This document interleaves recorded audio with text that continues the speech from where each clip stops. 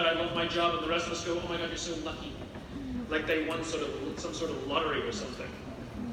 I believe that saying something like, I love my job, feeling safe where we work, being amongst people that we trust and we can cooperate easily with should be the norm and not the exception.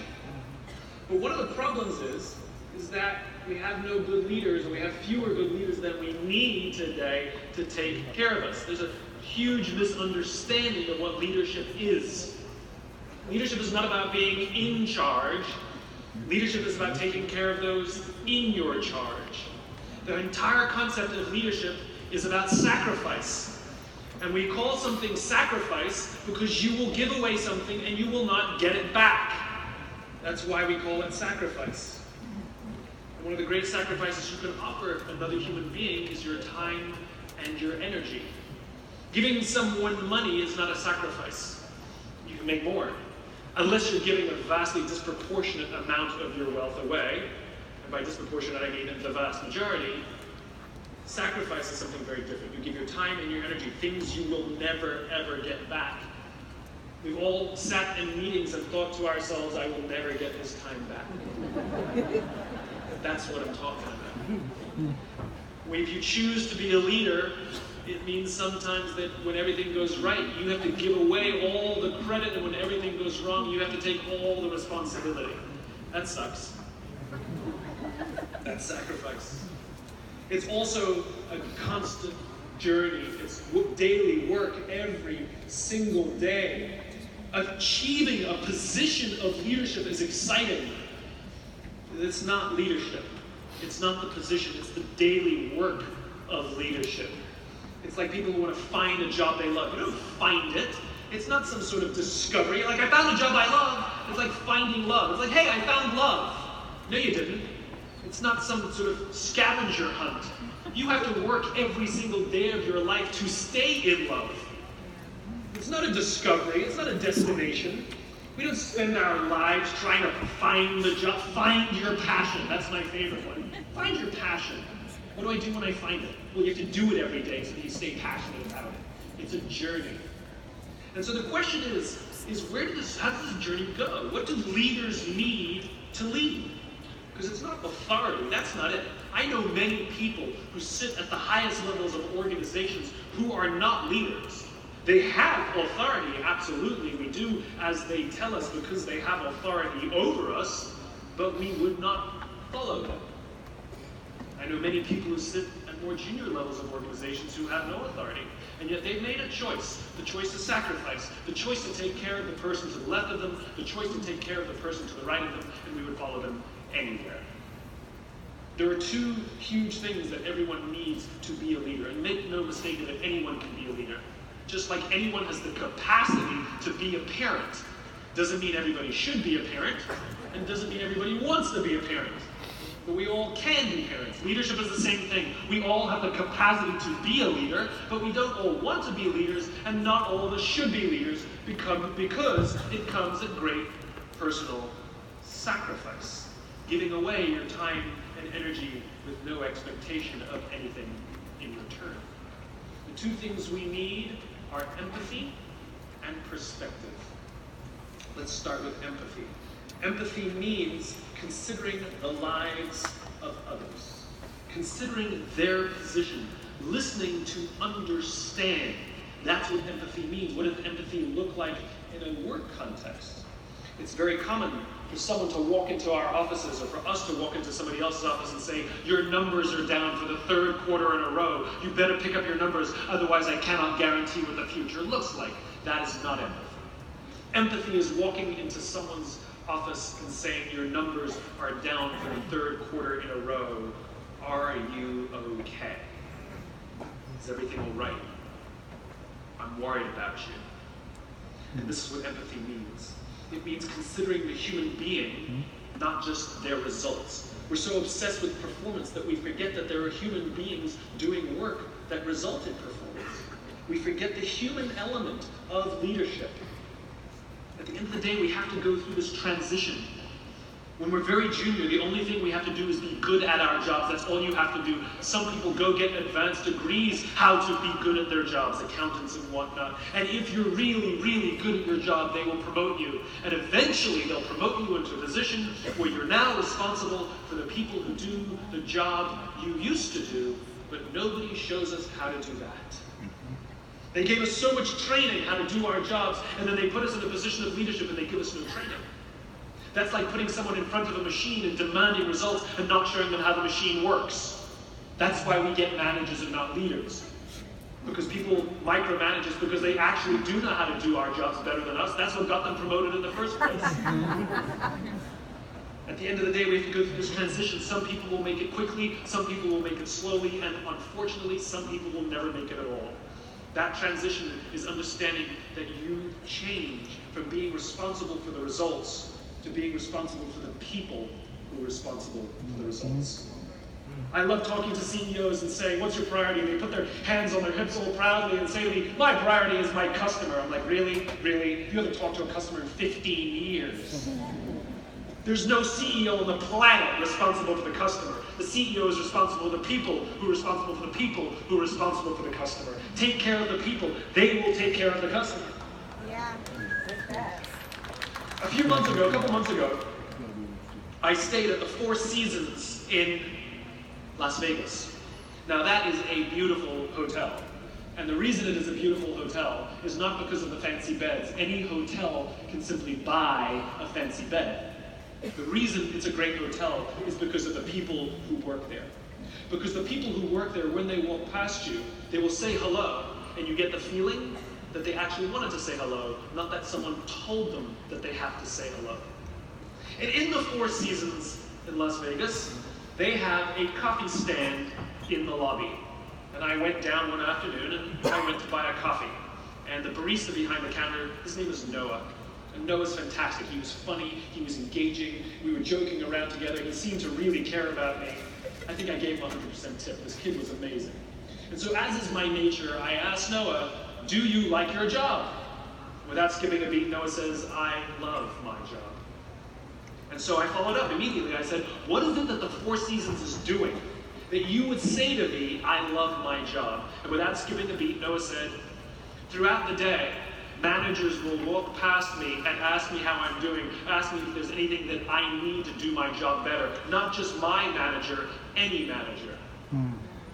And then he said something magical. He said, I also work at Caesar's Palace. And there the managers walk past to make sure that I'm doing everything right. They walk past and catch me if I'm doing something wrong. There I keep my head down. I just want to get through the day and get my paycheck. Same person, different leadership. We keep blaming the people. We keep saying things like, how do I get the most out of my people? Like there's some sort of towel that we can wring as much out of them. Can you imagine saying, how do I get the most out of my children? Ugh.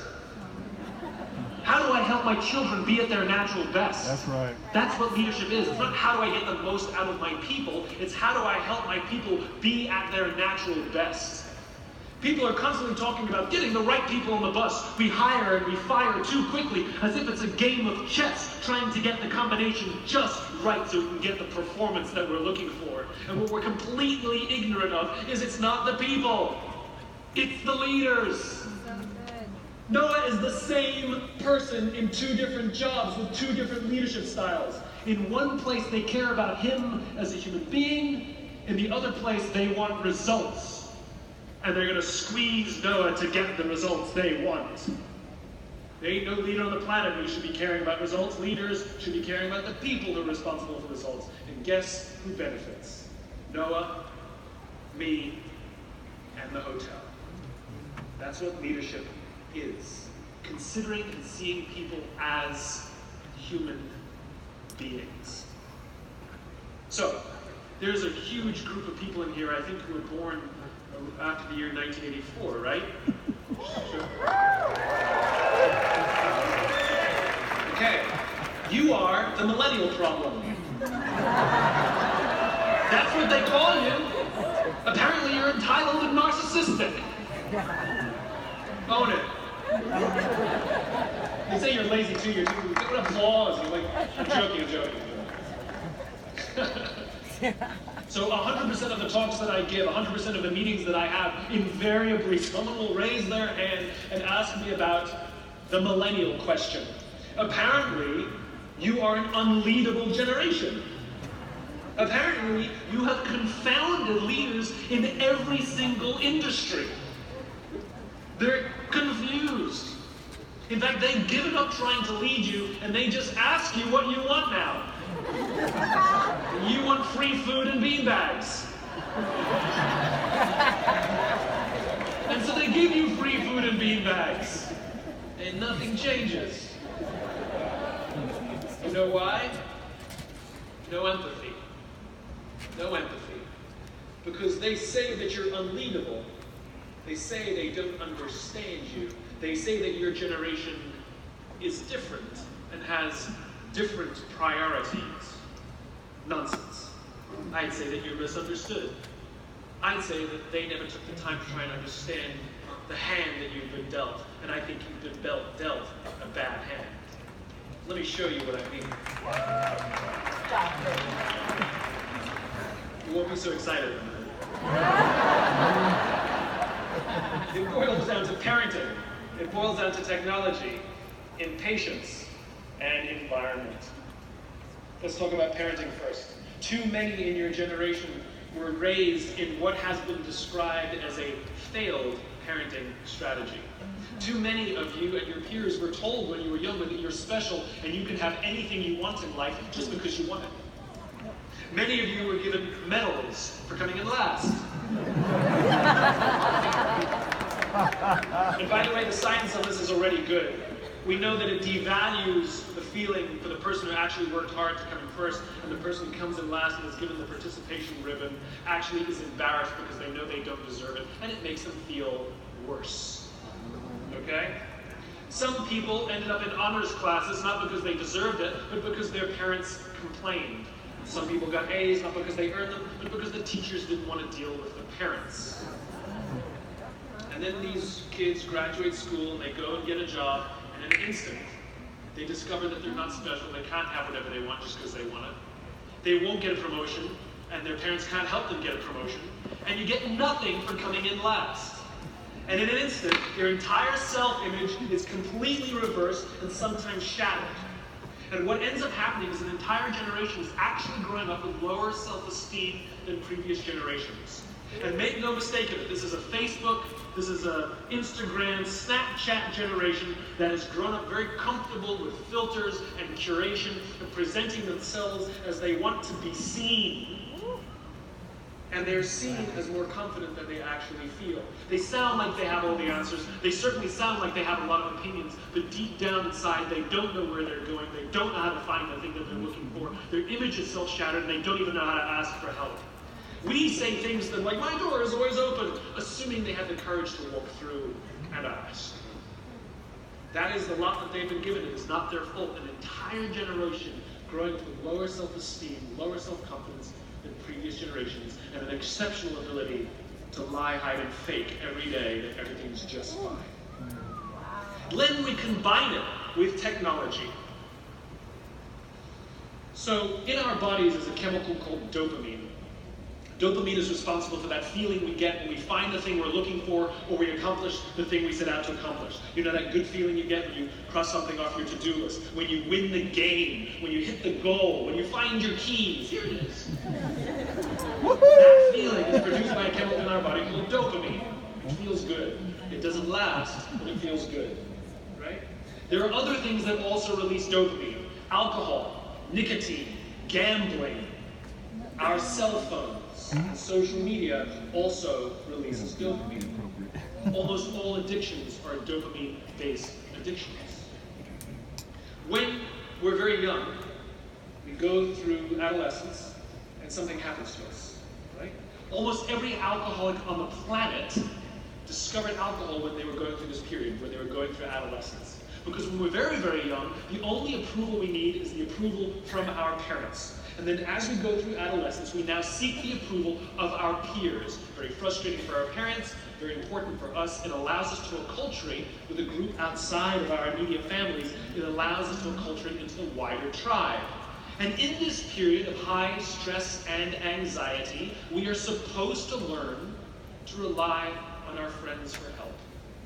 And quite by accident, some people discover